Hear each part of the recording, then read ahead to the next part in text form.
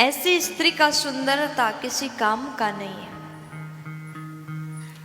अब जितने नारियां हैं मुझे सुन रही हैं, देखो नारी केवल सुंदर हो ऐसा हम नहीं बोल सकते। नारी बहुत सुंदर है, बहुत अच्छी लग रही है, लेकिन उसके अंदर भी अच्छाई होगी ऐसा बोल नहीं सकते। जो बाहर से सुंदर है वो अंदर से भी सुंदर होता है, 100% गारंटी नहीं है।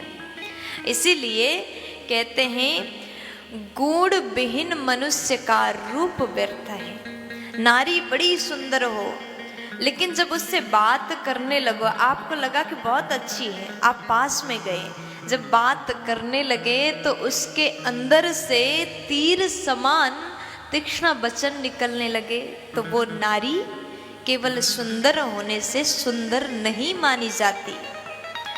भगवान कृष्ण ने कुब्जा के ऊपर कृपा किया, कुब्जा के ऊपर कन्हैया ने कृपा की। वो बाहर से सुंदर नहीं थी। भगवान बाहर के सौंदर्य को नहीं, मन के सौंदर्य को देखते हैं। कुब्जा बाहर से कुरूप थी, 3 जगह से टेढ़ी थी, लेकिन कन्हैया ने उसके अंतर हृदय को देखा, मन को देखा। उसी प्रकार हमें भी व्यक्ति के केवल सौंदर्य का नहीं, उसका मन का दर्शन करना चाहिए, उसका मन कैसा है।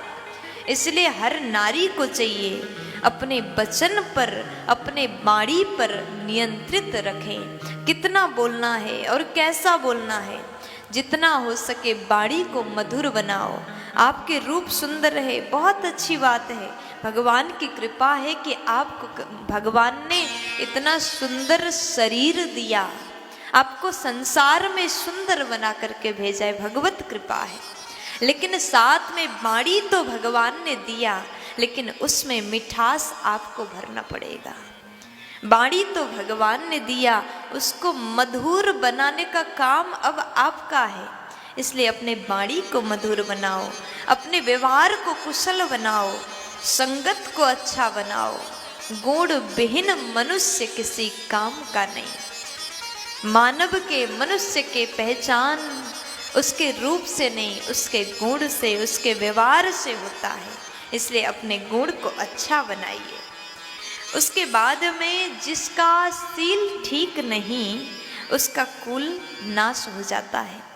जिसका सील, स्वभाव, आचरण, विचरण ये सब अगर अच्छा नहीं होगा तो उसका कुल भी नष्ट हो जाता है। और तीसरे नंबर में जिस व्यक्ति को सिद्धि नहीं मिलती उसका विद्या भी किसी काम का नहीं। पढ़ाई कितना किया, बहुत ज़्यादा किए, पढ़ाई में तो इतना पढ़ाई किया, रोज़ रोज़ पढ़ाई करते हैं, बचपन से लेकर के अभी 40 साल के हो गए पढ़ाई ही कर रहे हैं। पूछा गया कि भैया इतना पढ़ाई किया तो आपको क्या सिद्धि मिली, क्या बन गए, सफलता कुछ हासिल हुआ? बोले नहीं नहीं कुछ नहीं, अभी तो बस पढ़ाई ही कर रहा हूँ। तो ऐसी विद्या किसी काम का नहीं। इसलिए पढ़ाई करो तो उसमें सिद्धि प्राप्त करो। ज़्यादा मत पढ़ो, किसी एक विषय पर फोकस करो, लेकिन इतना पढ़ो, इतना ध्यान देकर के पढ़ो कि वो विद्या आपके जीवन में काम आ जाए। आप जो पढ़ाई करते, आप में जो विद्या है वो दूसरों को दे सको, दूसरों के काम आ जाए। ऐसे पढ़ाई करो। वो विद्या किसी काम का नहीं, वो विद्या व्यर्थ है जिसमें सिद्धि प्राप्ति ना हो। और अंतिम में कहा, चौथे नंबर में कहा कि वो धन किसी काम का नहीं जो भोग में ना आए। आपने खूब धन कमाया, आपने इतना कमाया, इतना कमाया, इतना कमाया, भर के रख दिया। अब आपके पास में करोड़ों की संपत्ति है, लेकिन आप खाते क्या है? लोभ लगता है, बहुत ज़्यादा लोभ है। इसके कारण आप सूखी रोटी, दाल में बस रोटी खाते हैं। घी लगाने में भी थोड़ा लोभ लगता है, घी में पैसा खर्च होगा। करोड़ों के मालिक है, लेकिन 1 किलो घी ला करके नहीं खा पा रहे। वो धन किसी काम का नहीं, वो धन किसी काम का नहीं जो आप लोभ के कारण गरीबों में बांट नहीं पा रहे, दान नहीं कर पा रहे। दान तो छोड़ दीजिए, स्वयं के लिए भी खर्च नहीं कर पा रहे तो धन भी किसी काम का नहीं। क्योंकि यहाँ से जाते समय तो खाली हाथ जाना है, कोई बांध करके तो नहीं ले जाएगा। इसलिए भोग करो, दान करो, लोगों के काम आ जाए, वो धन सार्थक है। आज हमने ये 4 चीज़ों के बारे में सुना, इसको सुन के मत छोड़िएगा, अपने जीवन में जरूर धारण कर लीजिएगा। प्यार से बोल दीजिए।